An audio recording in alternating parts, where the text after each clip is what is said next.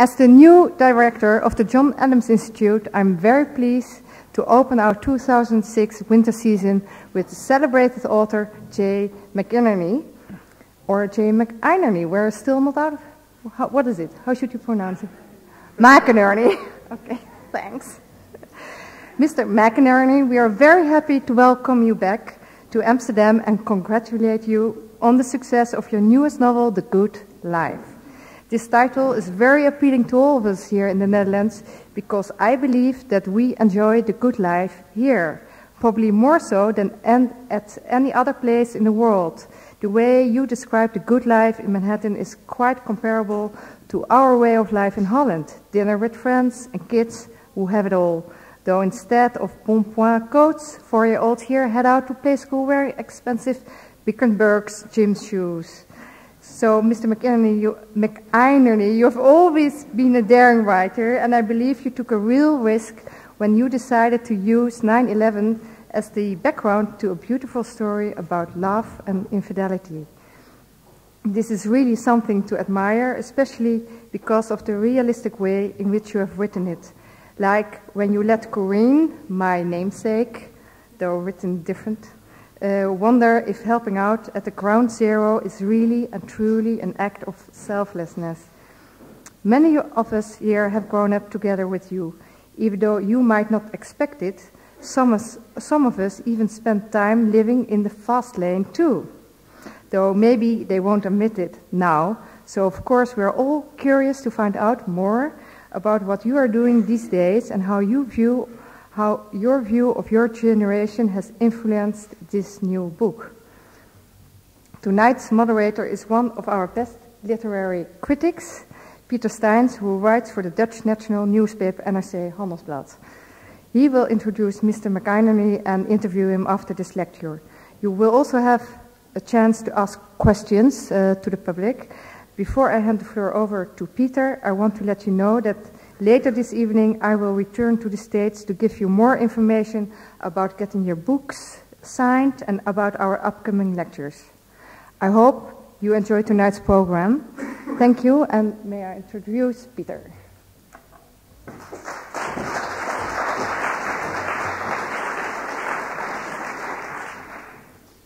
Good evening.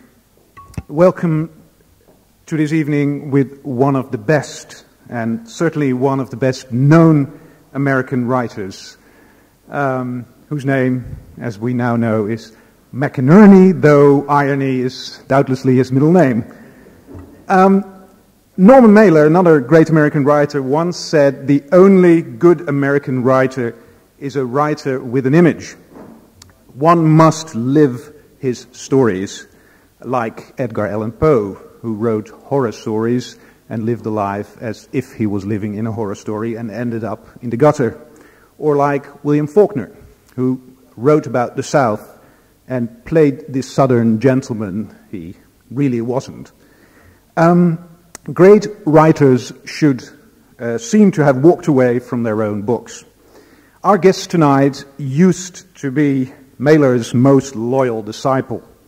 When he was almost 30, he debuted in 1984 with Bright Lights, Big City, the book everybody still associates with him, a novel about a New York City yuppie in an identity crisis, but also a satire of the 80s, the decadent life in the Reagan years.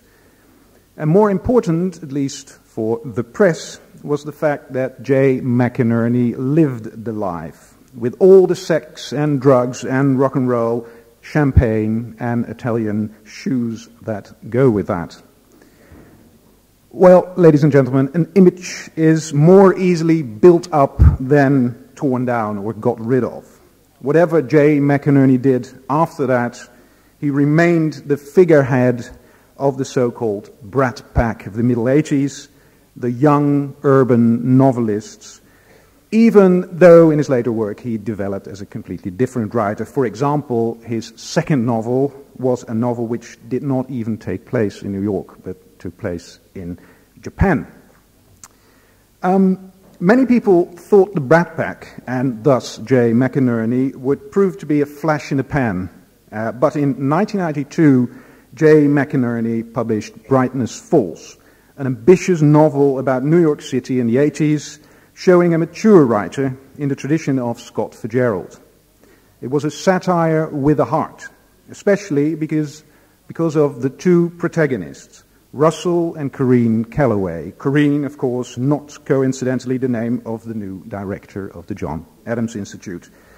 A young married couple who get squashed between the Wall Street crash of 1987 and their mutual infidelity.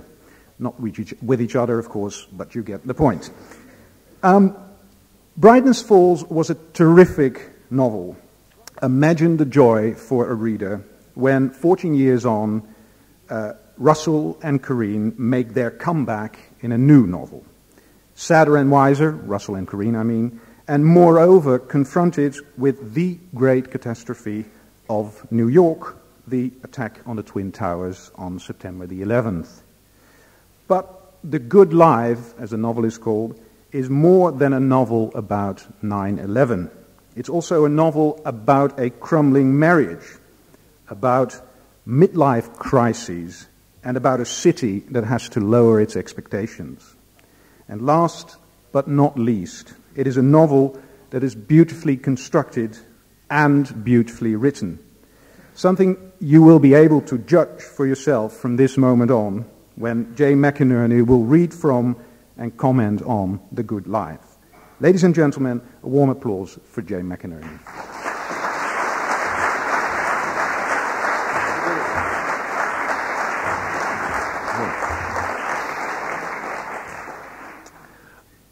Thank you, Corinne. Thank you, Pieter.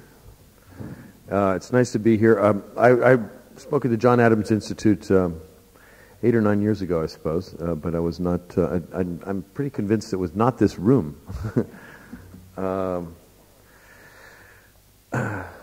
Everything that I was going to say, Pieter already said. No, in fact, Pieter did introduce several themes that I was going to touch on before I read from The Good Life.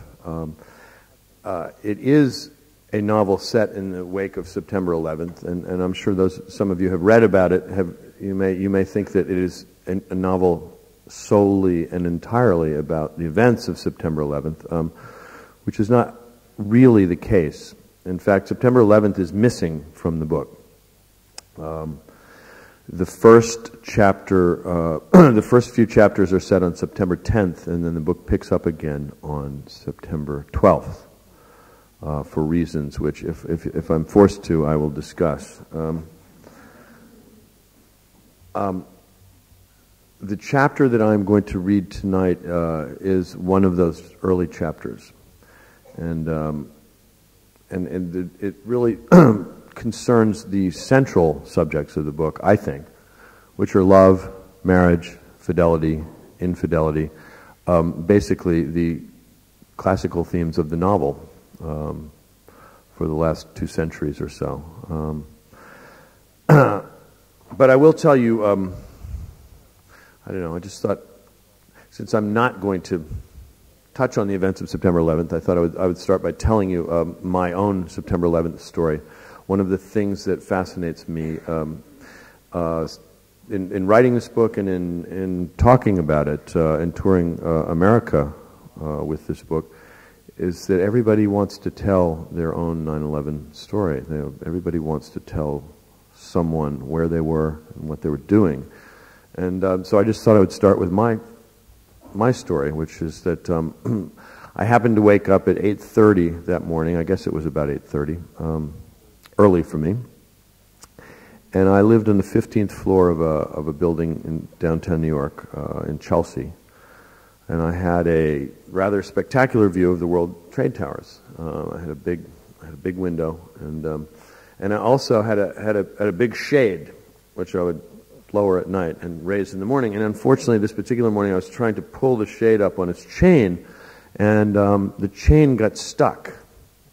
I couldn't, and so I got a chair, and I stood on the chair, and I was trying to fix the shade. And out of the corner of my eye, I saw a flash of red and orange light.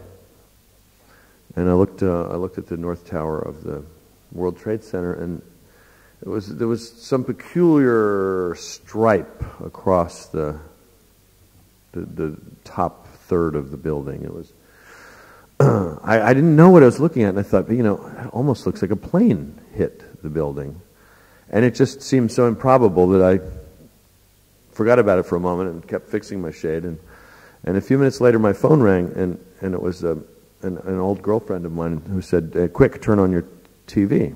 And I turned on the TV, and the view that I had was from my window was pretty much the view that I was looking at on the television screen. And so for the next 2 hours, I kept looking between the television screen and the window, and I kept thinking maybe if I kept changing the view, that something would change, and that this process would stop, and that one screen or the other window would prove that this wasn't really happening. And of course it was. And on the one hand I was right there, and on the other hand I saw exactly what all of you saw. I'm sure it was the exact same view. So I think that's one of the reasons that I left September 11th out of the book altogether, was that I did not want this to be a book about September 11th. But I wanted it to be about the effects of a communal tragedy on the emotional life of a community. And so the chapter that I'm going to read takes place, I was going to say on September 10th, but actually it's after midnight, so it's actually the morning of September 11th, but nobody knows what's about to happen, of course. And the narrative consciousness of this chapter is Corinne Calloway, your namesake, although it's spelled differently than our Corinne.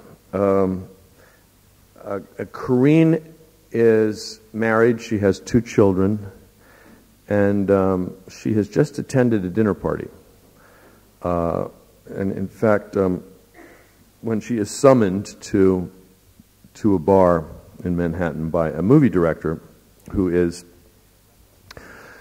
considering the possibility of directing a screenplay, which she wrote. And the screenplay is an adaptation of Graham Greene's book, The Heart of the Matter, which is one of my favorite novels. And I think if you're not familiar with the novel, I think you'll see why I chose it when I finish reading. It's also a novel about love and marriage and fidelity, and the moral choices entailed in an act of infidelity. The movie director, obviously this might strike you as odd that somebody would be having a meeting after midnight in a bar about a screenplay, but it's actually kind of a typical Hollywood power play. It's a typical way, I think, of sort of asserting, the director is basically asserting his power and saying that he can make her come anywhere at any time. His name is Cody Earhart. And I hope that otherwise this is self-explanatory, and if it's not, we have an hour for questions later. Since I was last here, I'm afraid that I need reading glasses to read even my own novel. But you can look at me down here if you don't want to see the glasses. Evelyn's gave every appearance of a dive, being so drab as to make some visitors nostalgic for a lost Greenwich village.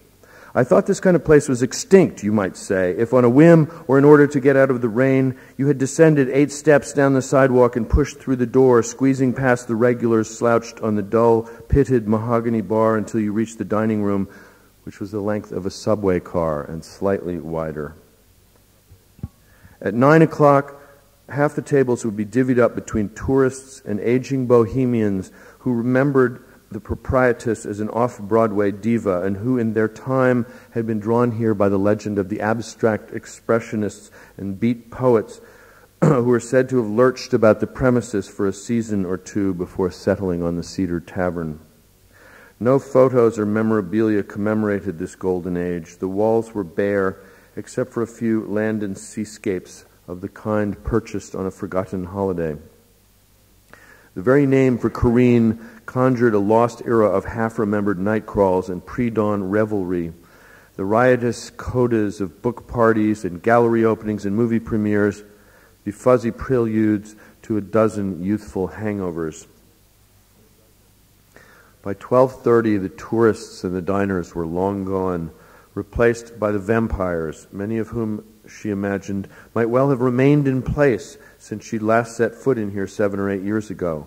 The restaurant people just getting off their shifts, the line chefs and managers, the musicians and the maid guys, and the character actors who specialized in playing maid guys, along with the kinds of directors and writers who had not yet been to rehab or who were in between visits and wanted to get down, sometimes in the company of A-list actors, without fear of reading about it in the gossip columns the next day. Cody Earhart was sitting at a side table. He stood up and wobbled over. "Alone at last," he said, kissing Corinne's cheek. Choosing a table in the back room, he held out a seat for her and sat down beside her. She was aware of his reputation as a pussy hound. He had been married twice, both times to actresses, although this hadn't prevented him from engaging in more and less publicized affairs. So here they were, meeting at a dive after midnight, with Earhart flagging down an entirely unnecessary drink. "I've always heard you two were the perfect couple," he said. "You and Russell." "There's no such thing as a perfect couple," she said. "My point exactly." "Ah, so that was your point," she said. "I was wondering." "Marriage is difficult," he said. The arrival of the waitress seemed to cheer him. He waved the hovering figure in like one of those guys with flashlights beckoning a 747 forward on the runway, watching his drink as it was lowered to the table as if to make sure it didn't fly away. "She's a professional," he said after she left. "Who?" Corinne said. "The waitress?" "She does parties for $500 an hour." "How is she?" Corinne asked. "Oh, I'm not into that kind of thing," he said, "though I've been to some of the parties." "I hear you're into leading ladies," Corinne said. "To direct an actress," Earhart replied, "you have to put her on a pedestal, make her into a goddess. You have to fall in love with her a little so the audience will fall in love with her a lot. It's what you might call an occupational hazard." "So, you're interested in talking about my screenplay?" "Already we're talking business," he said. "As opposed to what?" He sighed and threw his arms over the back of his chair. "Well, the heart of the matter doesn't exactly qualify as the kind of entertainment that plays in Peoria. It's not exactly boy meets girl, loses girl, gets girl back." "Neither are any of your films," she said. "Who was it," he asked, "who described the 3-act structure as boy meets girl, boy and girl get into a pickle, boy gets pickle into girl?" "You?" she suggested. She was beginning to wonder about the agenda. What exactly were they doing here? "Okay," he said after a swallow of his drink. "I've been thinking about this book for years. I love the idea, but I've got some questions. Let's just put aside the whole Catholicism thing for a moment. We've got Scobie, the honest policeman in a corrupt colonial African hellhole, too honest to be trusted by his peers, and his wife Louise, a nag and a drag whom he's too decent or too passive to shed himself of. Do you think he loves her?" "He loves her in a way." "You're equivocating," he said. "He pities her." "Exactly," he said. "The problem is, if you make her too pathetic, which I think Green does, then you lose patience with Scobie. Instead of being noble, he just looks like a fucking masochist. And if you make her too sympathetic, then you tip the balance of sympathy away from him, especially when he starts to fuck the little shipwrecked girl." Corinne's sympathy had always been with Scobie, whose nobility broke her heart. That's what made her want to write this. His fierce, unforgiving morality, his refusal to put his own needs or desires first, an honest policeman forced to compromise his honesty for the sake of his wife's happiness, trapped between two women, trying impossibly to do right by both of them, and finally acknowledging the impossibility. There were times, she said, writing the script, when I measured Russell against Scobie and I almost hated him. Russell, I mean. Why was she saying this, she wondered. But she definitely had his attention. He'd stopped squirming in his seat and was leaning forward to listen. Because I couldn't imagine him in the same situation being as tortured as Scobie. True, he'd been unfaithful to his wife, but he hated himself for it, and finally killed himself because he couldn't bear to let either one of them down. No, Cody said. He killed himself because he'd committed a mortal sin. It's all about his relationship with God, a Catholic God. I've got some real problems with Scobie's Catholicism, but it's crucial. The women are just place markers, ciphers, empty vessels of neediness. Scobie is... Don't insult Scobie, she said. I love Scobie. Oh, you love him because his erotic map, if you can even call it that, is essentially female. He's a chick.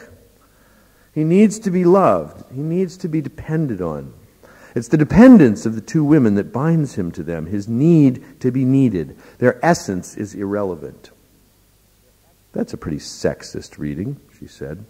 Oh, please. And here I was just beginning to think that you had an original mind.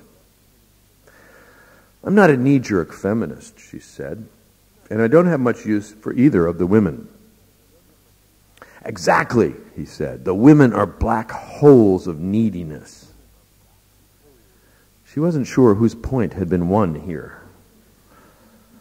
He noted her confusion. What I'm saying is that this is actually a fairly special case. Scobie doesn't love the way most men love, and he doesn't cheat the way most men cheat.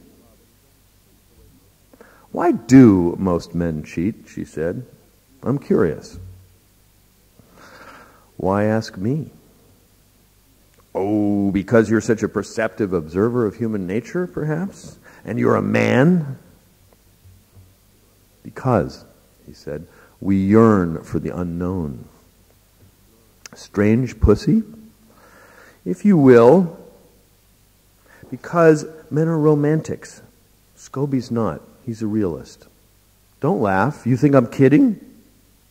How do you define romantic? Unrealistic expectations, a yearning for the infinite, dissatisfaction with the actual being the familiar, the body of the woman you've already slept with. When you fuck a strange woman, you're searching the void for meaning. Oh, please. Well, surely you'll admit, he said, that women are the realists. Let me give you an example. Right now I have a yearning for a bottle of Burgundy. Long ago, back in 1993, I had a bottle of 71 La Tâche, and I have been trying to capture that bliss ever since. I've swilled hundreds of bottles of similar stuff in the last decade and paid thousands of dollars for the privilege. And not only have I never recaptured the glory of that experience, but most of the stuff tasted like rot gut, thin and bitter and ungiving, the Venus equivalent of Green's portrait of pruny old Louise. But the next time I'm faced with a wine list, I will order Burgundy, hope triumphing over bitter experience, still seeking that primal and quite possibly illusory ecstasy of the 71 La Tâche. I know exactly what you mean, Corinne said. The last time Russell asked me how I was feeling was 1993, but I keep talking to him anyway, hoping to recapture that experience. How about a bottle of wine, he said. That's the last thing I need. She looked at her watch. I have 2 kids at home. I have to get up at 11. I'm sorry, I have to get up at 7. Substituting myself there.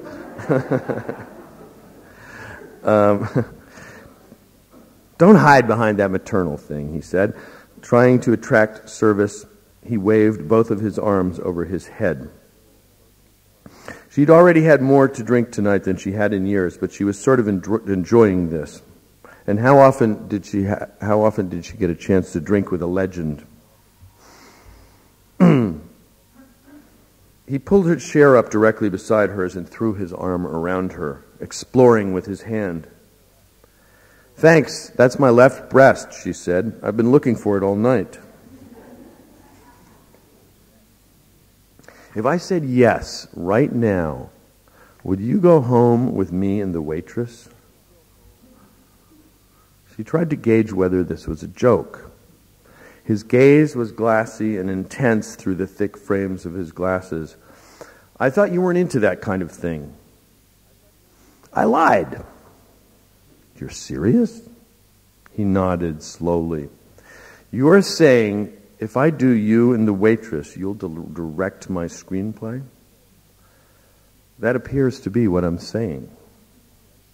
"What's to prevent you from changing your mind in the morning?" "I won't. I give you my word, right here."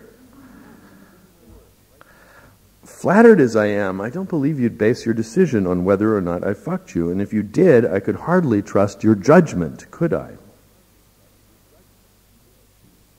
"It would be interesting if I had an option check in my pocket, just to see if you'd be tempted."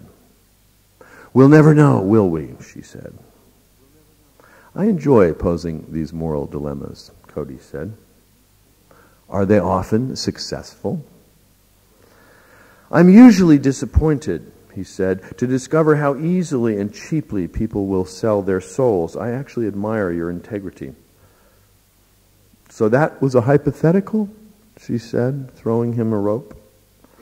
"It might have been," he said, not deigning to take it. She wasn't entirely certain how serious any of this had been. "Did you call me here just so you could hit on me?" she asked, genuinely curious. In a strictly theoretical sense, she found it kind of amazing. He paused to consider this. Motives are usually mixed, don't you think? Riding home in the cab, she decided that she was more flattered than offended. It had been a very long time since she'd seen herself as an object of desire. The night before, after she was in bed, she'd felt a stirring of the old impulse which had been dormant for many months, if not years, and she'd put her book down and rolled on her side, stroking Russell's hip. He'd grunted appreciatively, but when, after a few moments, he failed to put down his manuscript, she'd retreated to her own side of the bed. Sex had become a yawning chasm between them. Once upon a time, they'd had the freedom of each other's bodies, knowledge that had since been lost along the way. Like all married couples of long duration, they had experienced the ebb and flow of physical intimacy, though by now the tide had been out so long that she began to doubt its return. After all this time, she felt awkward and self-conscious, and she didn't know how to return her body to him. Every sexless day that passed made it more difficult to resume the old intimacy. At one time, before the kids came along, they'd had sex every morning, a routine established after they found themselves too tired at night. She'd sensed acutely that it was her own fault.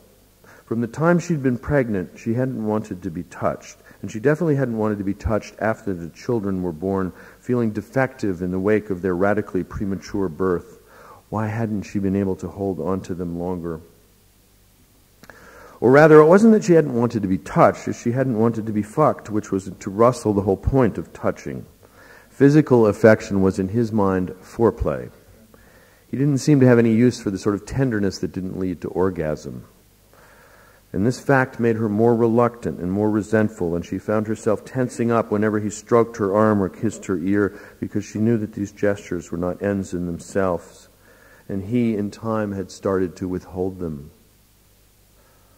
Who knows, she thought, as she paid the driver and climbed out of the cab, almost tripping as her heel slipped from the curb, pausing to look up at the huge towers looming above her. After all this time, he may have stopped wanting me. It occurred to her that she wasn't growing any younger. What if she started wanting him again, only to discover he no longer wanted her? She'd watched him last night as if from a great distance, lying on his back on the far side of the bed, his manuscript hovering above his face. It all seemed so sad and foolish, lying 2 feet away from her husband and wanting him in the old way. She'd felt as shy as a virgin, the white sheet between them like a blank page she couldn't find the words to fill. That's the end of that chapter.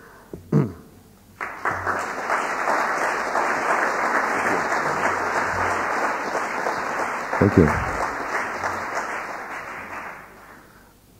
Well, that's a little bit of a harsh view of love, and I thought at Corinne's request I would leave you just with a very brief passage that I think has a slightly more lyrical view of love that comes toward the end of the book.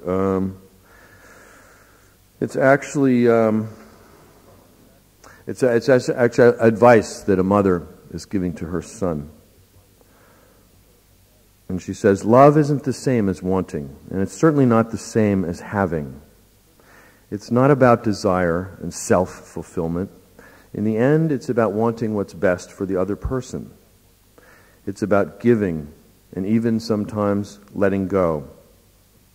Sometimes I think love is more about renunciation than possession. That was Corinne's suggestion, and I think it leaves us on a slightly more noble note, I guess. I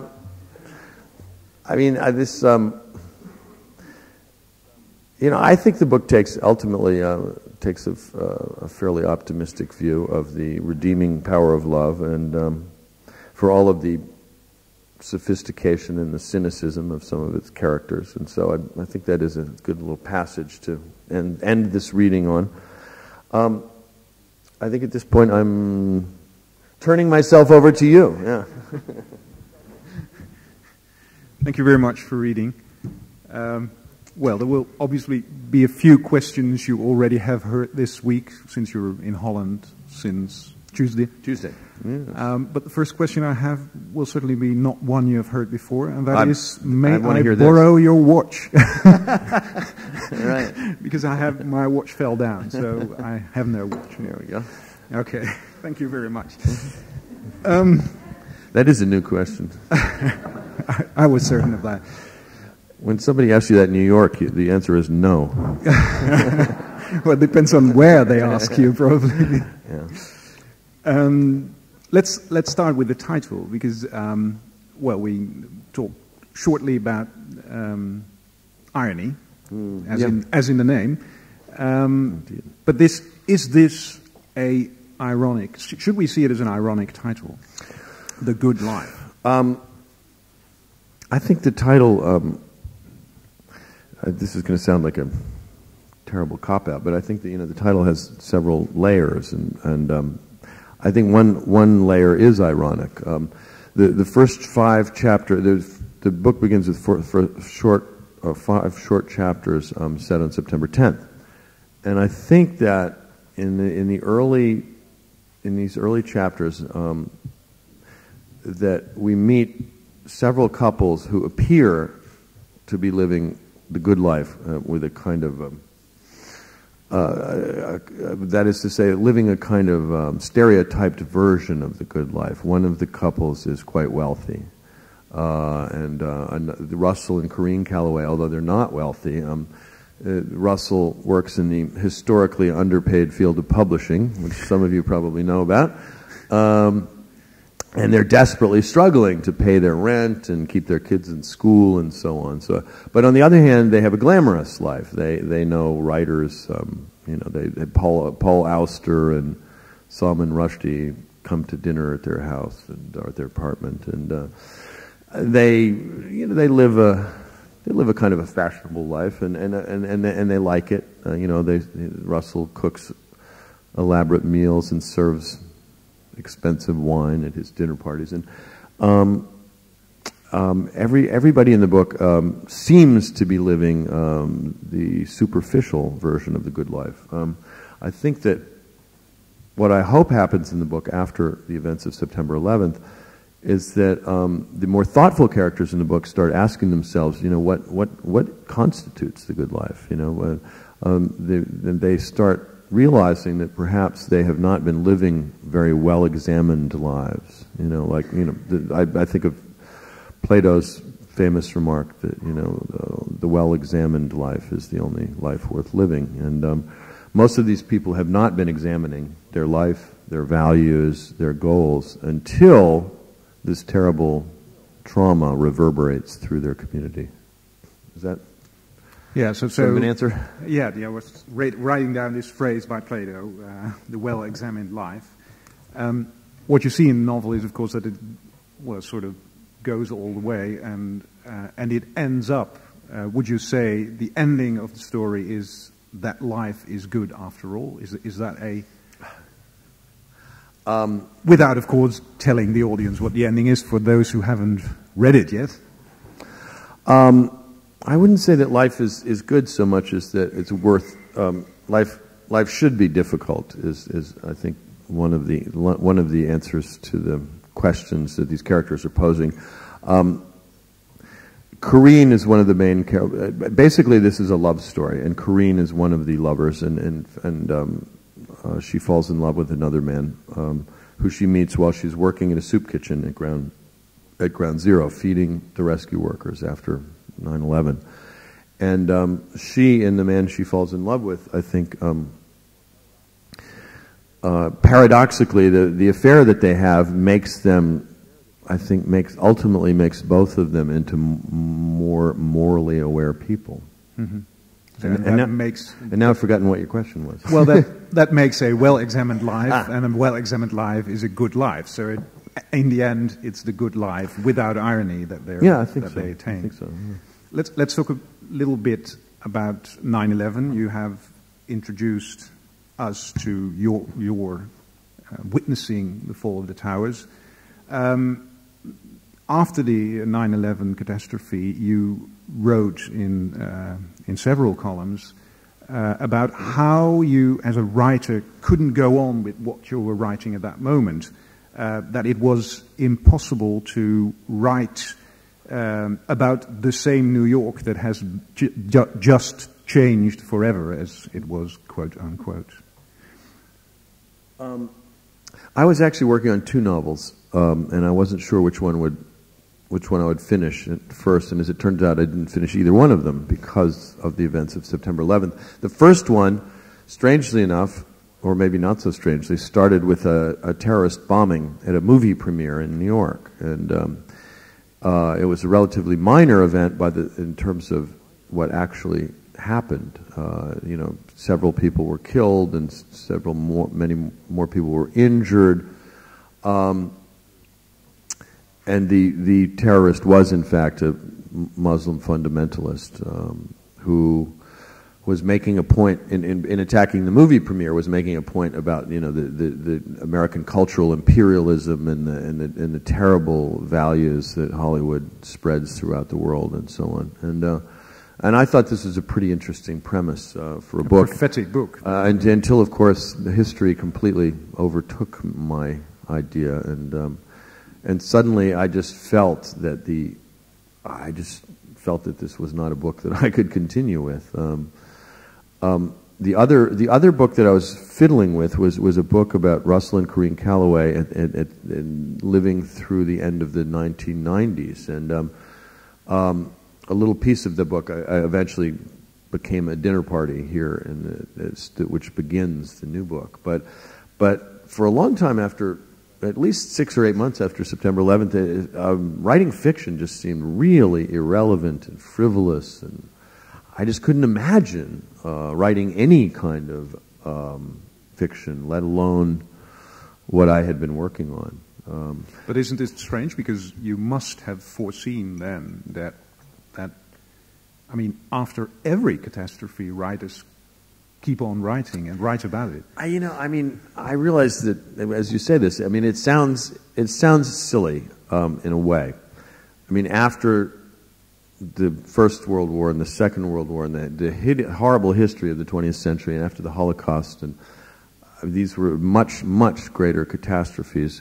And yet, all I can tell you is that at that time, we all were in a really altered state of consciousness, and we believed some very exaggerated things. The editor of Vanity Fair magazine, the day after the September 11th attacks, said he said irony is dead, and he said this without irony, and he meant it, proving his point. Yeah, at that time we were in a state of shock, I think, and we really believed that. I don't know. I think many of us believed that that we would change and the world was changed, and we somehow imagined that this event would have greater repercussions than finally it did. And then this is the moment that I actually wanted to document. For 2 or 3 months, I think people in New York were in a kind of a state of shock, and it was a kind of a heightened state of awareness, and there was some, there were some very bad things about this state of, we were anxious and frightened and angry, but there was also some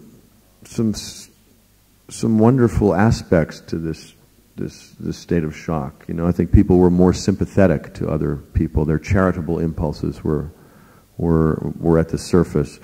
There was a genuine feeling that we should make something good out of this terrible tragedy.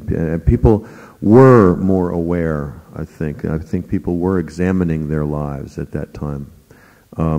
You were talking about change. Let's break that down into points. First, did you change, and how did you change? And did you change as a writer after 9/11? It's hard for me to say whether I changed. I think that in the end, the changes that we observed in ourselves, most of us, were small changes. They were almost imperceptible. Some people really changed. Some people left the city. Some people changed careers. Some people got divorced, realizing that if another plane hit, that this is not the person they wanted to wake up next to for the rest of their lives. There were people who really made major changes. I think for most of us, it was more incremental. I like to think that I take my responsibilities as a father more seriously after September 11th, and at the same time, I like to think I live a more aware and examined existence because I'm just much more conscious of the fact that each day might be my last. We should all be aware of this, but it's hard to live your life that way. And did that change you as a writer also, as a stylist? I think certainly this book represents some kind of transition in my writing life. I think that the events of September 11th, though, even though I didn't include them in the book, they cast a kind of a shadow on the book. And stylistically, it's hard to write farce or, easy social satire in the wake of, this kind of event. I think that at least at this moment, because in the end, everything will be farce. And in the end, I suppose it will. It's too soon now. But I think that, at its best, I would like to say that this book has more depth than some of my previous books. And at the worst, I would say it's more somber, more serious. But there are certain kinds of jokes that you just can't tell in a book like this. Mm-hmm. At the beginning of these early chapters that I mentioned to you, there's a lot of very witty banter and a lot of irony, and New Yorkers are famous for their sarcasm, and that tone changes after the first section of the book. But that's probably also because the first part was written actually before the plane. Some of it was written before. It's true. But I think that. I like to think that stylistically this is recognizably a book by me, and at the same time, I'd like to think that after 18 or 20 years of writing novels that are essentially coming-of-age novels, that I wrote you've come to age. I wrote my first middle-aged book here. You know. The other part of the change question is, has New York changed? And there is an interesting contrast in the book between New York on the one hand, on the other hand the countrysides, and especially the southern countrysides, where the daughter of Luke, who's the male protagonist, you could say, is going to and is sort of fleeing to. And one of the characters in this southern part of the book says, well, New York doesn't have a collective memory, unlike we have in the South. If New York doesn't have a collective memory, has it changed then? I mean, well, I think maybe New York has one now. That it goes back about 5 years. You know, I mean, I think there's a funny way in which nobody who was there on that day will ever forget it, and everything I think will be dated in some way before or after that event. But serious, you know, I'm not being entirely facetious.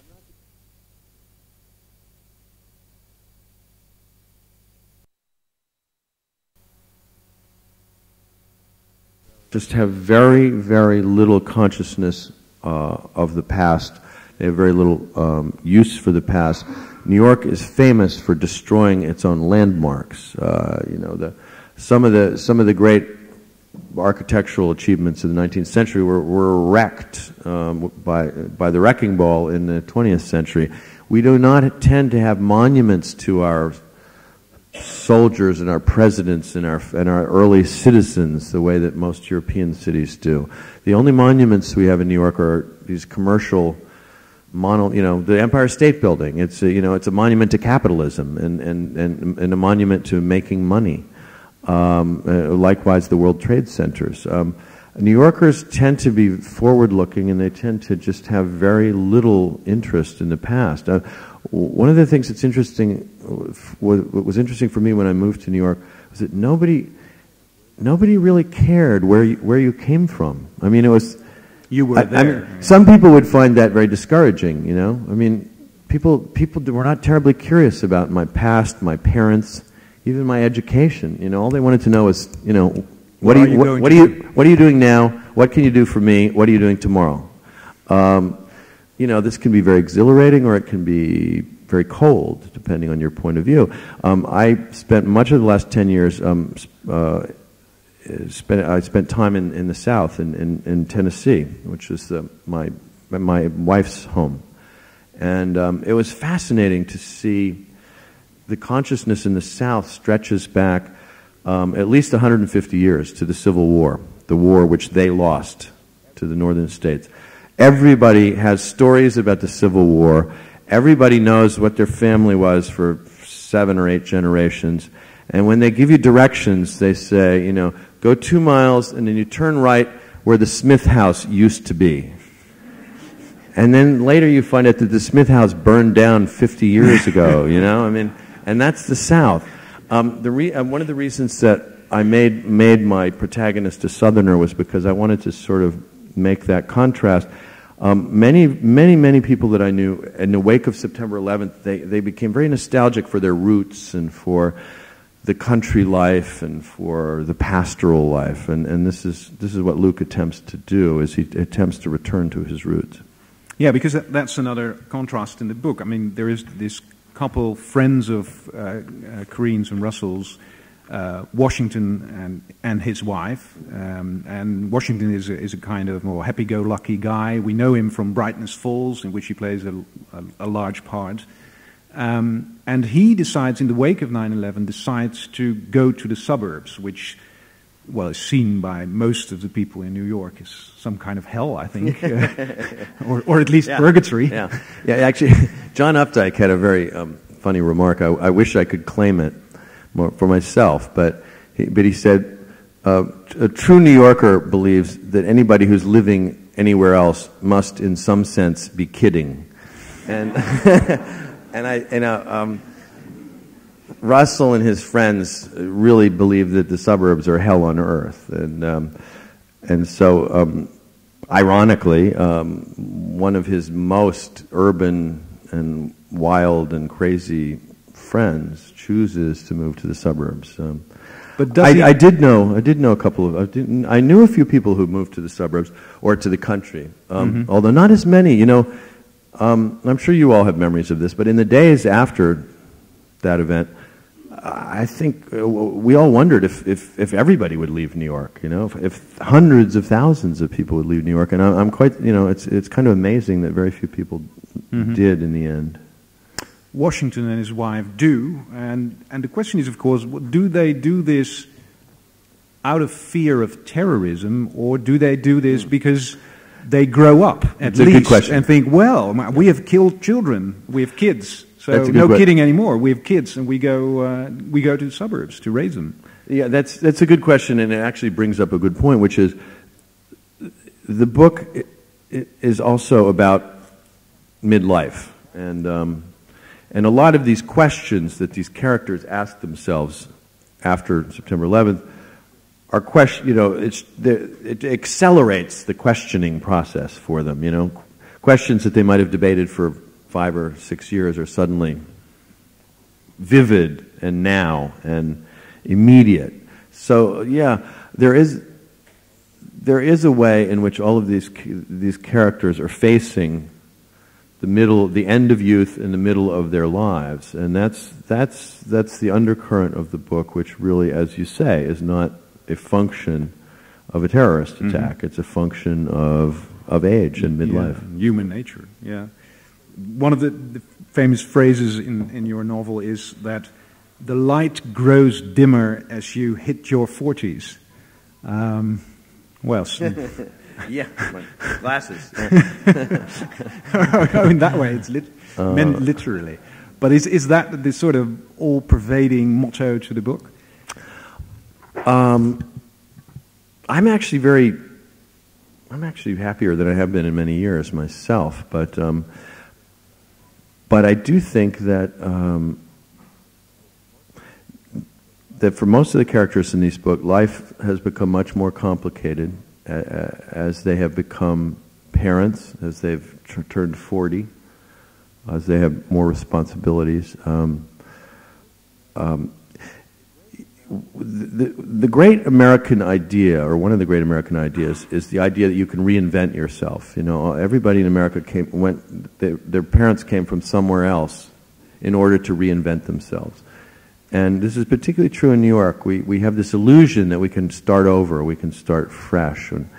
And that illusion, whatever truth it may have in your youth, loses most of its truth when you reach middle age, because the choices that you've made have hardened like cement around you. And most of these characters are realizing that if they fall in love, it's not the same as falling in love when they're 25, because A, they've said these things to other people, and B, they have children. So you would agree with the famous dictum by Scott Fitzgerald that there are no second acts in American lives? No, I don't agree with Scott Fitzgerald. I mean, I love Scott Fitzgerald, and you know, I've been sort of. I mean, the two writers who've been sort of plaguing me all my life in some sense. And I love them both, are Scott Fitzgerald and Bret Easton Ellis. You know, I mean, I can never... Sorry, who was the second one? Bret Easton Ellis. Bret Easton Ellis. Yeah, I mean, nobody can apparently ever write an article about me without mentioning one or the other of those guys. And actually, you're the first one this evening who mentions Bret Easton Ellis. Well, it was inevitable. but it's your own fault, sorry. But I love the work of Scott Fitzgerald. He's probably, I think he's probably a big influence on my work. But he ceases to be a very useful role model when you turn 44, because that was when he died. And I used to idolize these people like Scott Fitzgerald and Dylan Thomas, who, you know, Dylan Thomas, the poet, died when he was 39. You know, Byron was, I don't know, 39 as well, I believe. And for some reason, these were my idols. You know, these writers who lived fast and died young and leave a beautiful corpse. The models are no longer these role models are no longer useful for someone of my age, and I mean, I have to say that unfortunately, I think I did believe for a while that there are no second acts in American lives, and obviously, I would like to believe that The Good Life is the start of my second act. That I finally did reinvent myself, at least as a writer. And also, you know, I would point to a writer like Philip Roth, who's now in his third act, I think, and going stronger than ever. So, you know, there's Scott Fitzgerald, but then there's Philip Roth. And Philip Roth is a new model. And as somebody who recently turned 50, I'm very glad that that Philip Roth is out there proving that it can be done. You know? And there's always Bob Hope, who went on till he was 100. That's an interesting role model. Bob Hope. Well, for The Good Life, as I said in my introduction, you decided to reuse this couple, Corinne and Russell. Why did you decide to do so? Because you did it once before, I think, in a short story you wrote, Smoke, in which you have a Corinne and Russell, though they're called Callahan and not Callaway, but they're obviously the same person. Yeah, so you keep having them in your novels. Well, Corinne and Russell first appeared in this short story, which was published in, I think it was the first thing I wrote after Bright Lights Big City. And they were this couple, they're attractive, smart, and they college sweethearts, and they married young, and they, you know, they're one of those sort of perfect couples that you love to hate and hate to love, and but they're sort of a model for their friends who are sort of wondering what matrimony might be like, and somehow I just got very interested in them, and I came to see them as sort of representative of their time and their generation. And when I wrote Brightness Falls, I guess it was published in 1992, I somehow knew that I was going to visit them again, and that honestly is my favorite of my novels, Brightness Falls. And I didn't think it would take me quite this long to revisit them. And I suppose the other reason I could give is, you know, it's very efficient to recycle your characters, but you don't have to think of new ones. But I have some very good role models in this. You know, Balzac and Anthony Powell and John Updike wrote a wonderful series of novels about a character named Rabbit Angstrom and his wife.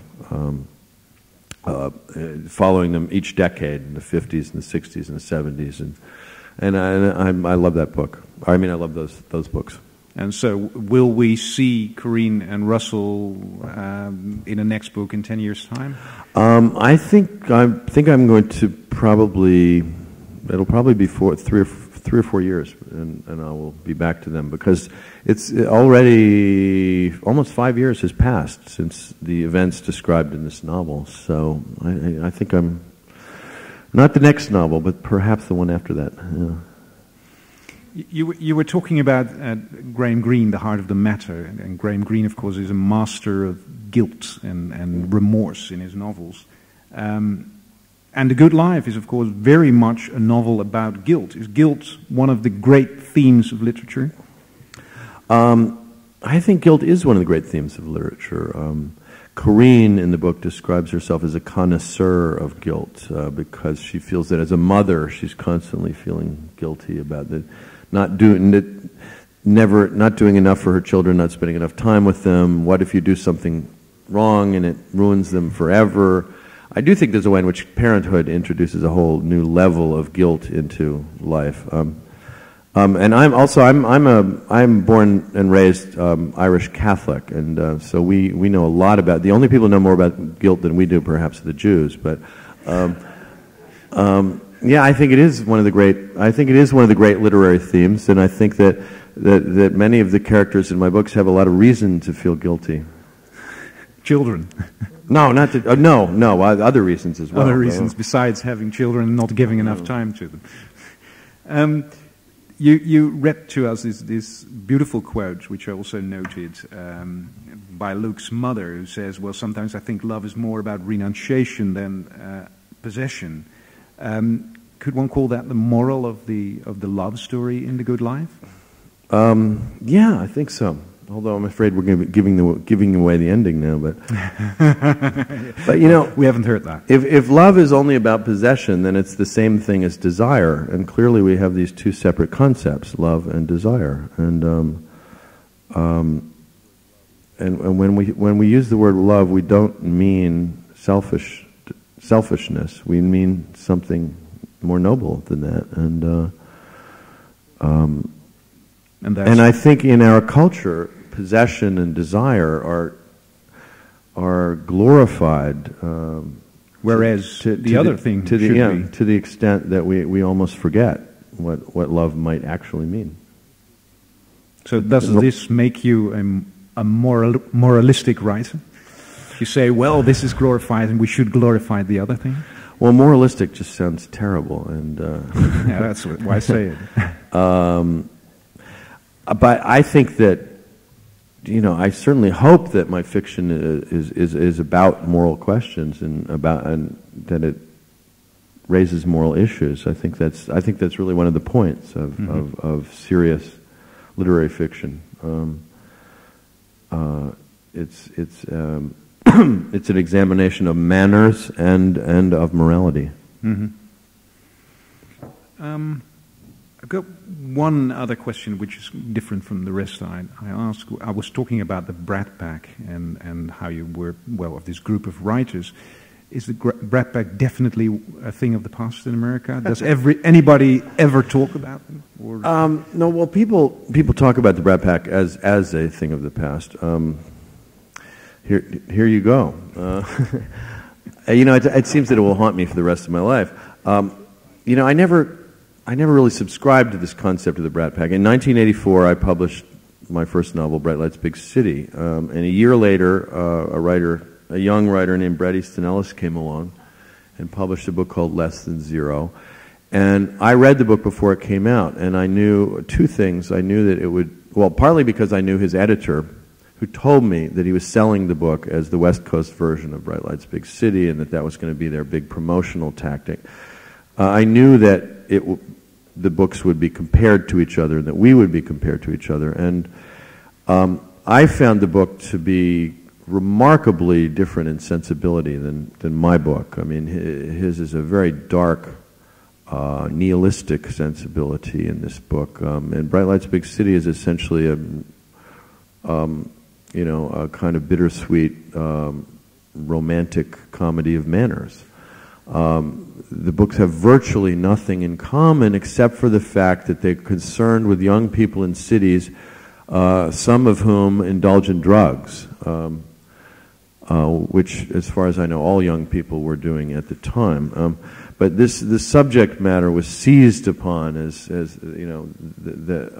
some great similarity. Also, we were both young, and we subsequently. And there were other writers. We became there eventually. I think that the press often it's much easier to talk about trends than it is to actually sit down and engage a novel or a painting on its own merits. And so eventually there were other writers, Tama Janowitz, for one. Because we all lived in New York and we went to some of the same social events, this phenomenon was created. And honestly, I never really felt that I was part of it. The fact is that Bret Easton Ellis is one of my closest friends, but I never felt that. And he became your. I never felt that we had a literary school. I felt like we were two different writers who admired each other's work, and I felt that other publishers used this idea as a marketing tool. They would every new writer that they were publishing, they would announce was a member of the Brat Pack.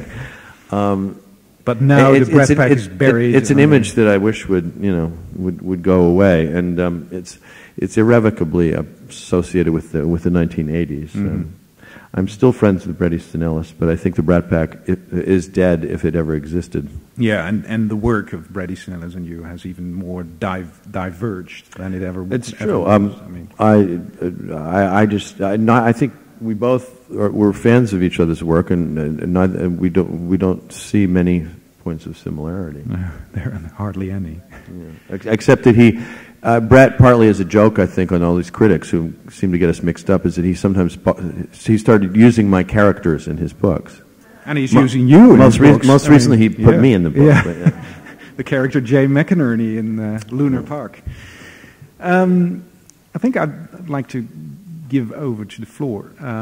Is there anybody who would like to pose a question? There are microphones in the... well, you can see them where they are. Anybody who has a question? Always hard to pose the first question. That's true. Oh, I think we have one.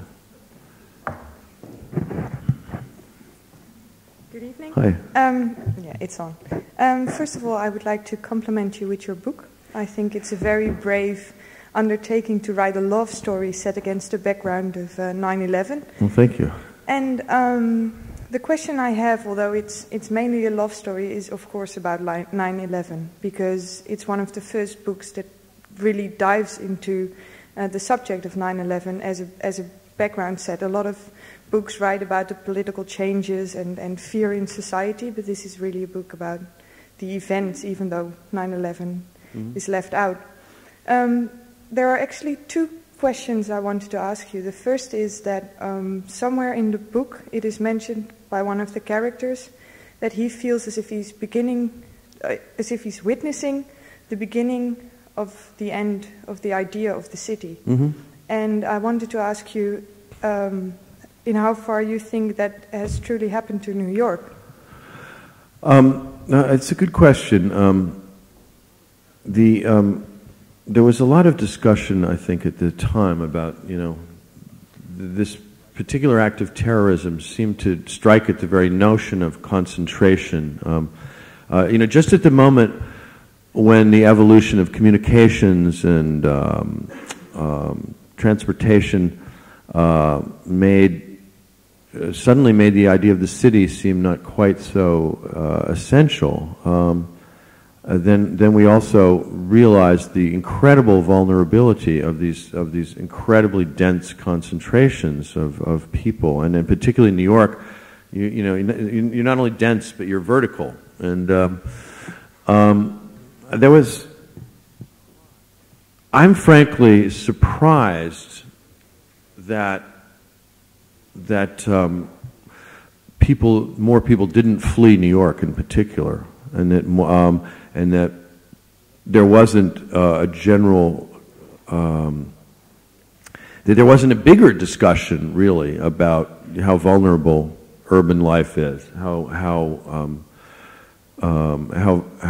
vulnerable we are to our enemies when we are concentrated in these urban enclaves.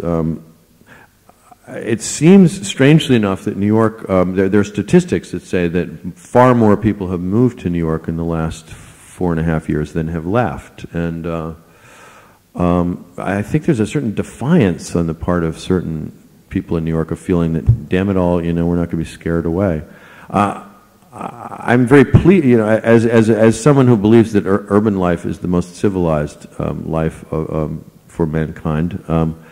I'm very pleased that the idea of the city seems to be surviving and thriving, although frankly I'm a little bit surprised.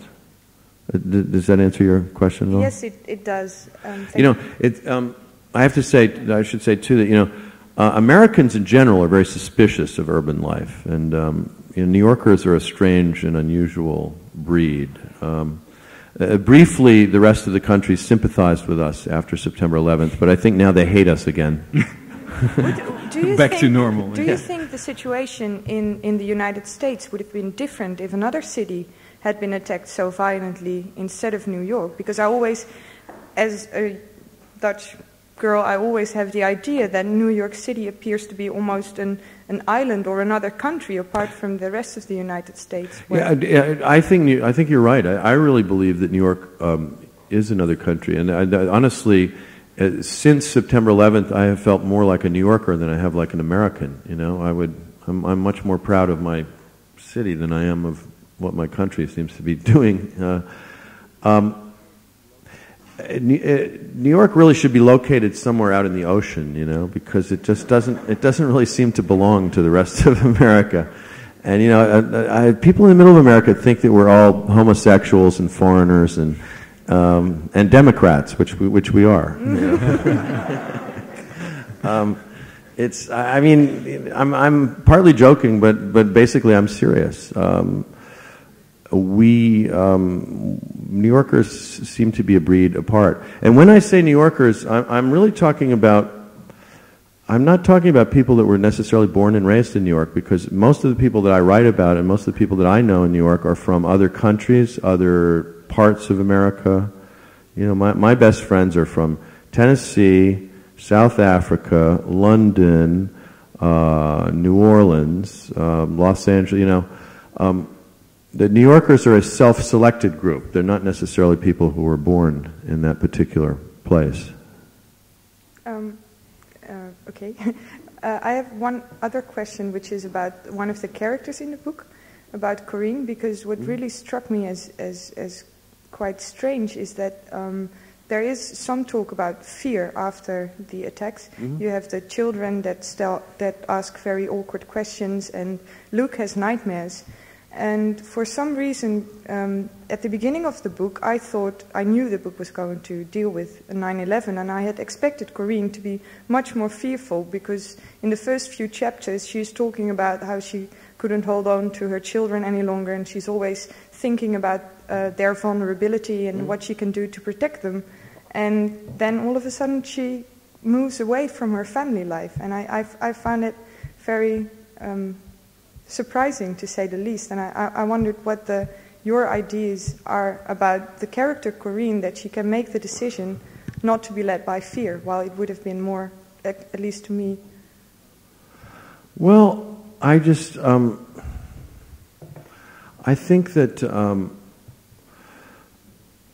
many of us sort of felt that it was a combination of calculating the actual risks, and also, you know, a belief that it would be cowardly to flee, and that it would be an admission of failure.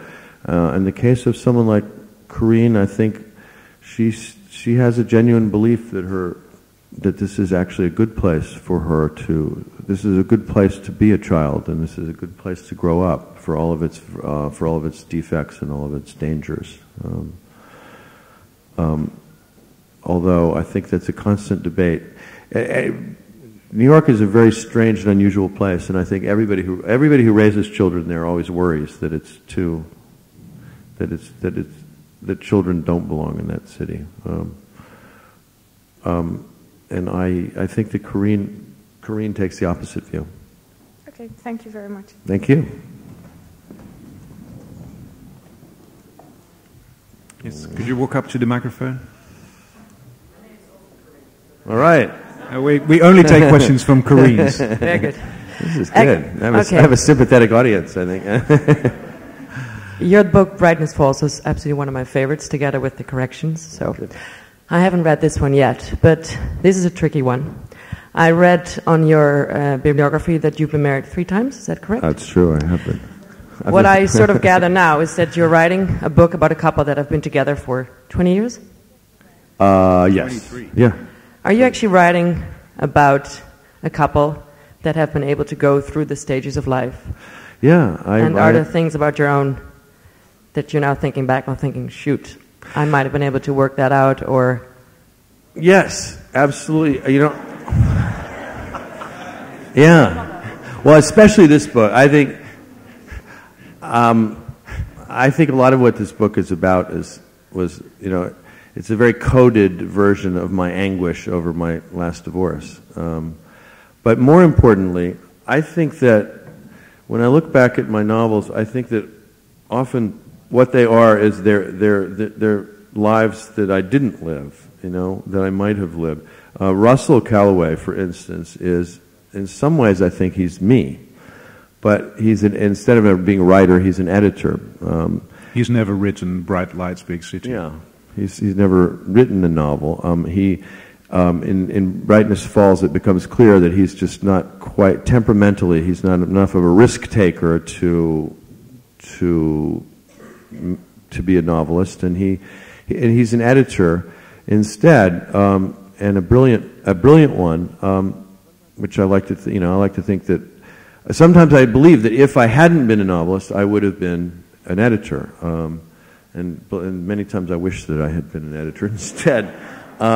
So Russell I think of as a sort of my alter ego, and because I've been married 3 times, I'm always, I guess I have a very sincere investment in Russell and Corinne's marriage, because I haven't been able to do this myself, Philip Roth has a wonderful, wonderful phrase. It's a title of one of his mid-period novels, The Counter Life.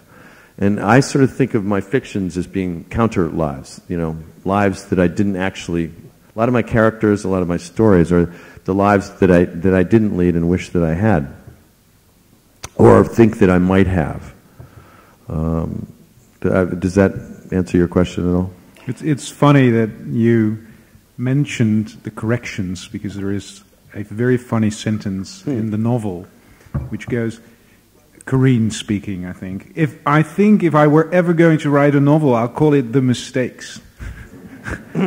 Is that the gist of this book? The Mistakes? Yeah, as a matter of fact, I briefly thought about calling this book The Mistakes, but I thought it would be too frivolous. But I sort of think many, many, many novels could be called The Mistakes, Certainly many of my novels could be called Mistakes. The corrections could have been titled The Mistakes. Yeah. But mistakes are far more interesting than successful gestures, It's Tolstoy's famous quote that all happy families are alike, but all unhappy families are unique in their unhappiness, or depending on what translation you use. But depending how free and I your think that translation. I think mistakes probably are the stuff of fiction. Yeah. Anybody else? Could you walk up? I just wanted to tell you that I had the best weekend with you in the chair reading your book. It's funny, I don't recognize you. That happens a lot. There goes another marriage, I'm afraid. I couldn't put it down. It was wonderful. Thank you for the good time. And getting into something that you just said, The Last of the Savages. Mm-hmm. Yeah, do you have an affinity with the South? This is something completely different with your New York stories, but it rang so true. I do have a strange interest and affinity for the South, and it has several forms. For some reason, I've always, for many years, I by the way am not at all Southern, and my parents are both from Massachusetts, which is the least Southern state in America. As Southerners hear the word Massachusetts, and they just start hissing and spitting. But for some reason, I've always been attracted to Southerners. I've always loved their sense of drama, their sense of humor. People from the South tend to be more flamboyant than people from the North. They tend to, I don't know, all those cliches about Europe, the South is more passionate and so on. I suppose some of that seems true to me. And I've also always loved certain Southern writers, Faulkner and Eudora Welty and Walker Percy. And,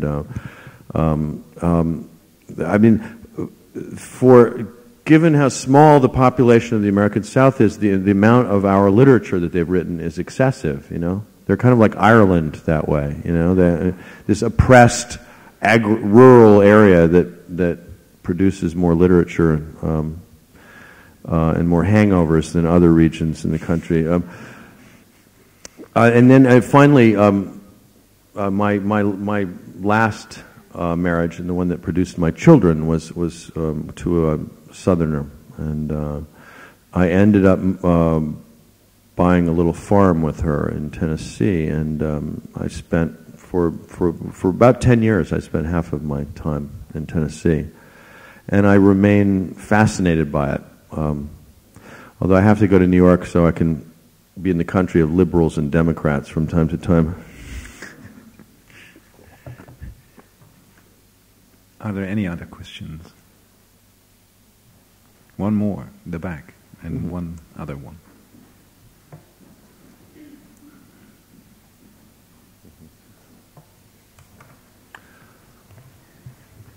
My name isn't Karine, but Claire, so a similar name. My question relates to your title. You said that your characters adopted a more examined life after 9/11. I've heard it said that 9/11 could be considered a reaction to Americans living what was called the more abundant life by one of your presidents, and unfortunately my American history is appalling, so I don't know which one, but it was a post-war president. Do you feel that your characters also adopt a less abundant life after 9/11, as well as a more examined life, or do they carry on in much the same way as before? Did you say, do they carry on much as before? Yeah, in terms of wealth, spending, acquisition of things. You know, I wish that I could be an optimist about this, but I suppose the optimistic take about New York 4.5 years after September 11th is that it's nice to see how resilient New York is, because it's bounced back economically and psychologically, I suppose. The depressing way to look at it is that it does not seem to have made nearly the difference that we thought it would.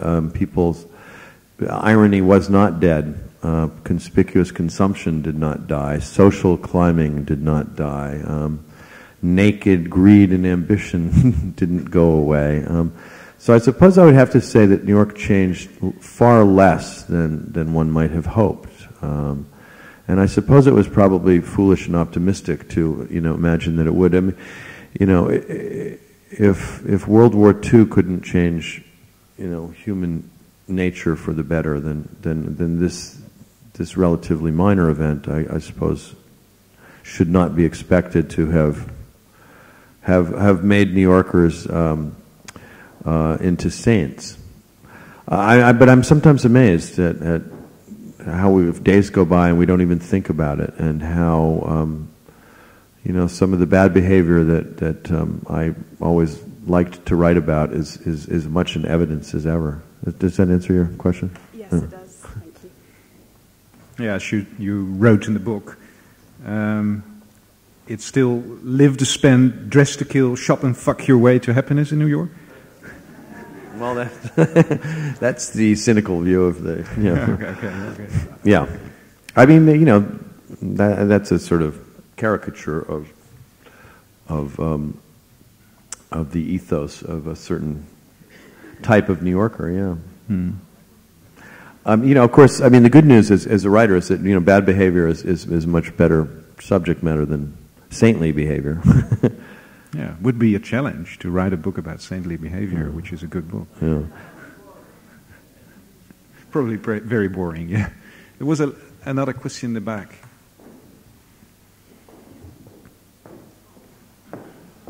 I just finished your book this afternoon and had no idea you were here, and someone told me, so I'm glad you're here because I have a question for you. Great. You spoke about Russell as a sort of, shadow, alter ego figure. He is the one person in the book that I understood least for his distance, in a way. Maybe that was a literary choice, I'm not sure, but can you...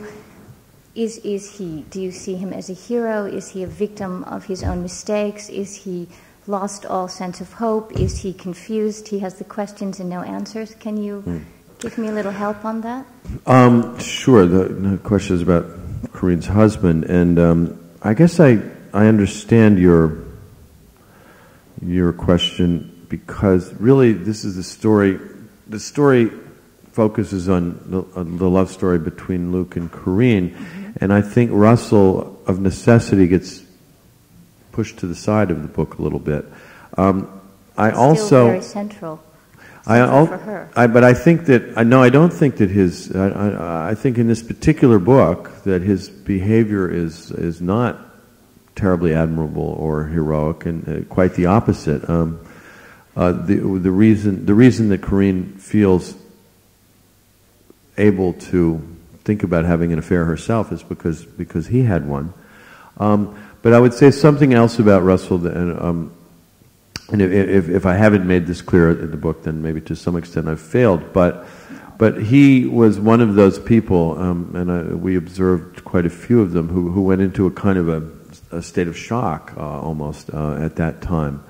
And there really were some people who just kind of became zombies for several weeks or even longer, and that was really my that's my interpretation of Russell, and I suppose that possibly I was pushing him off to the side deliberately. I mean, honestly, if you haven't, I would kind of urge you to read Brightness Falls. I did. Because I have read it. Okay, because I think he was quite different in. He's a more admirable character there. Yes, he is. And if or is that middle age now that has thrown him into that dilemma? Yeah, I feel sort of bad that I let him be. He's the bad guy in this book, but. Well, not really. I don't think he's irredeemably bad. In fact, I don't like to write about people who are irredeemably bad. Although there are there's at least one person in this book who comes close, which is Sasha. She's the one who believes that. Yeah, that's her credo. Stuff that you were saying. But it's honestly, it's really Corinne's book, I guess, yeah, it is. And Luke's. Yeah, she's the sort of moral center of the book, and in this case, she's the wrong party. Could I ask one last question really quick? If you were Corinne, who would you choose? Maybe you can tell me outside. If I was Corinne, who would I choose? Don't answer. Almost every woman who's read this book has made it clear to me that they want her to choose Luke. Yeah, good answer. I think I would choose Luke. Yeah.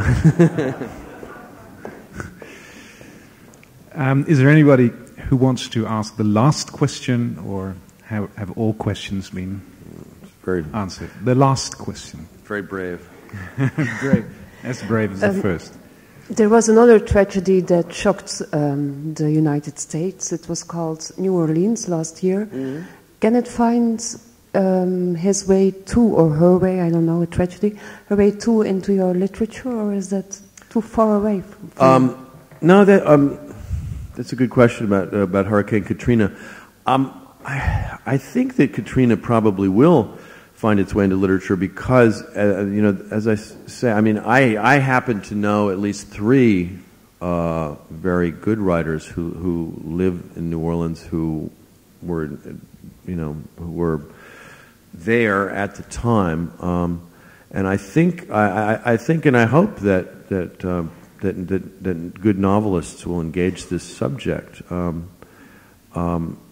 I have to say, unfortunately, that a lot of the people who are most affected are not of the novel-producing classes. For better or worse, the novel is the province of the educated middle and upper middle classes, and the worst impact of Hurricane Katrina was felt by the lower classes of New Orleans. But I think there's going to... Can it find its way into your literature too? To mine, New York is my, New York is my territory and the theater of my imagination in my hometown, and I would feel presumptuous writing about New Orleans.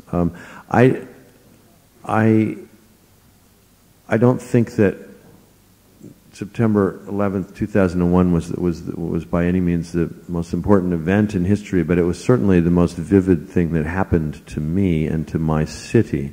So it happens to be my territory. But I certainly look forward to somebody writing about the events in New Orleans.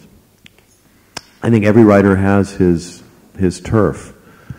And, you know, I really admire those writers whose turf is the outer limits of the imagination, like Kafka, and who really, in a sense, are beyond geography and beyond locality. But for me, I have a kind of a localized imagination, and New York continues to inspire me and horrify me, and I suppose that for better or worse, that's my subject. Okay, we hope to profit from that in years to come. Thank you very much. You've taken back Thanks your for watch. coming. Thank you.